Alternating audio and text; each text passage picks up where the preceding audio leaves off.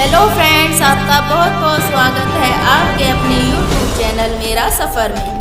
Friends, अगर आपको हमारी वीडियो पसंद आए तो प्लीज़ लाइक कीजिए, शेयर कीजिए और सब्सक्राइब कीजिए और घंटी के बटन को अवश्य दबाइए, जिससे आपको हमारी आने वाली वीडियो की नोटिफिकेशन सबसे पहले मिल सके। सो फ्रेंड्स, आज मैं आपको बताने वाली हूँ गणगौर के बारे में कि गणगौर का त्योहार क्यों मनाया जाता है। सो फ्रेंड्स, शुरू करते हैं। मुख्य तौर पर यह पर्व राजस्थान, गुजरात, मध्य प्रदेश और हरियाणा में मनाया जाता है। 18 दिन चलने वाले इस त्योहार की शुरुआत होलिका दहन के दूसरे दिन चैत्र कृष्ण प्रतिपदा से शुरू होता है। गणगौर पूजा भगवान शिव और देवी पार्वती को समर्पित है। इस दिन भगवान शिव और देवी पार्वती के प्रेम विवाह दिवस के रूप में मनाया जाता है। अब बात करते हैं कि गणगौर का इतिहास क्या है। बहुत ही पुराने समय की बात है। प्राचीन समय में माता पार्वती ने भगवान शिव जी को अपने पति के रूप में प्राप्त करने के लिए बहुत ही कठोर तपस्या और कठिन साधना के साथ साथ व्रत भी रखा था। माता पार्वती ने इतनी कठोर तपस्या की थी कि भगवान शिव जी माता पार्वती की तपस्या से बहुत अधिक प्रसन्न हो गए और वे माता पार्वती के समक्ष प्रकट हो गए। भगवान शिव जी के माता पार्वती को वरदान मांगने के लिए कहा। माता पार्वती ने भगवान शिव से वरदान नहीं मांगा, परंतु भगवान शिव ने उन पर जोर दे डाला कि आप वरदान मांगिए। माता पार्वती ने भगवान शिव से वरदान स्वरूप उन्हें अपने पति के रूप में मांग लिया। भगवान शिव के वरदान के फलस्वरूप माता पार्वती की इच्छा पूरी हुई और इसके पश्चात माता पार्वती जी का विवाह शिव शंभु भोलेनाथ जी के साथ हो गया।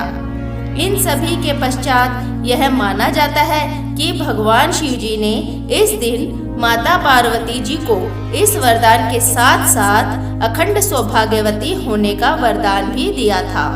माता पार्वती ने यह वरदान न केवल अपने तक ही सीमित रखा, बल्कि माता पार्वती ने यह वरदान उन सभी महिलाओं को दे दिया जो इस दिन माँ पार्वती और शंकर भगवान की पूजा पूरे विधि विधान से कर रही थी।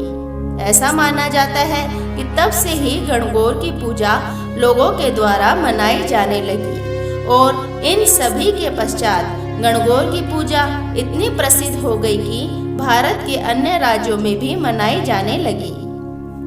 यह माना जाता है कि माता गवर्जा होली के दूसरे दिन अपने पीहर आती है तथा 18 दिनों के बाद ईश्वर या भगवान शिव उन्हें वापस लेने के लिए आते हैं और चैत्र शुक्ल तृतीया को उनकी विदाई होती है।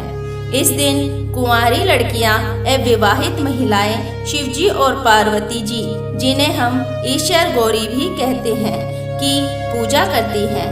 पूजा करते हुए धूप से पानी के छींटे देते हुए गौर गौर गोमती गीत गाती है। इस दिन पूजन के समय रेणुका की गौर बनाकर उस पर महावार, सिंदूर और चूड़ी चढ़ाने का विशेष प्रावधान है। चंदन, अक्षत, धूप बत्ती, दीप नैवेद्य से पूजन करके भोग लगाया जाता है। गणगौर की पूजा में गाए जाने वाले लोकगीत इस अनूठे पर्व की आत्मा है। राजस्थान के कई प्रदेशों में गणगौर पूजन एक आवश्यक वैवाहिक रस्म के रूप में भी प्रचलित है। गणगौर पूजन को लेकर बहुत से लोगों के मन में यह सवाल जरूर उठता होगा कि आखिर यह गणगौर पूजन क्यों मनाया जाता है। तो उन लोगों के सवालों का जवाब हम यहाँ पर विस्तार से जानेंगे। गणगौर पूजन के पीछे एक अलग ही मान्यता है। यह एक ऐसी मान्यता है कि इस दिन लड़कियां और शादीशुदा महिलाएं भगवान शिव और माता पार्वती के समृद्ध रूप को गणगौर कहते हैं, उनका पूजन करती है।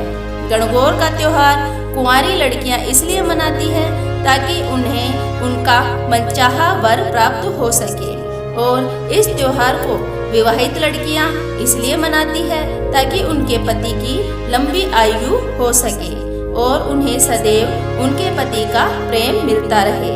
इस त्योहार को राजस्थान में बड़े ही धूमधाम और हर्ष उल्लास से मनाया जाता है। आपको बता दें कि गणगौर पूजा को लेकर राजस्थान में एक बहुत ही प्रसिद्ध कहावत है, तीज तिवारा बावड़ी ले डूबी गणगौर। इस कहावत का यही अर्थ है कि सावन की तीज से त्योहार का आगमन शुरू हो जाता है और गणगौर के विसर्जन के साथ ही इस त्योहार का समापन होता है। चैत्र शुक्ल पक्ष की द्वितीय तिथि के दिन महिलाएं किसी नदी तालाब के पास जाती है और अपनी पूजी हुई गणगौर को पानी पिलाती है। अगले दिन यानी चैत्र शुक्ल पक्ष की तृतीय के दिन महिलाएं गणगौर का विसर्जन कर देती है। इस पावन व्रत को सुहागन महिलाएं अपनी पति की लंबी आयु के लिए और कुंवारी लड़कियां अच्छे वर की प्राप्ति के लिए रखती हैं।